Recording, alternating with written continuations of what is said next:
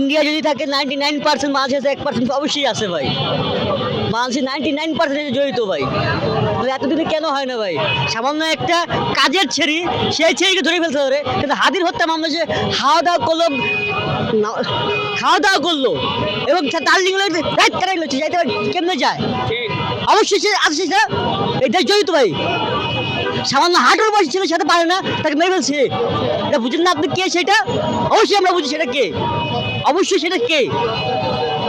ফয়সাল যে খুনি যিনি উনি ভারতে নাই, আর বাংলাদেশ পুলিশ বলছে যে উনি কোথায় আছে সেটা বলেন, উনি কোথায় আছে সেটা আমাদের বলুক, সেটা করে দেবে। তারা দূরে হাইরালে আমরা নিয়ে আসি, আমরা শুনেছি এটা বলতে বলুন সরকারকে।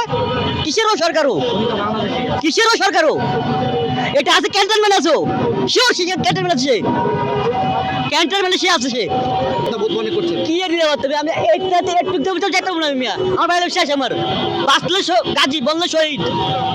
আপনার কি মনে হয় হাদির হত্যার ইস্যু নিয়ে নির্বাচন কোনো ইফেক্ট করবে কিনা? অবশ্যই পড়বে। কিসের নির্বাচন এটা? কোনো নির্বাচন হয় এটা? এটা নির্বাচন করে এটা কোনো? কিসের নির্বাচন এটা? কোনো নির্বাচন নাই কোনো। আগে আদির হত্যার বিচার হবে, তারপর নির্বাচন। কিসের নির্বাচন এগুলা? ঠিক আছে।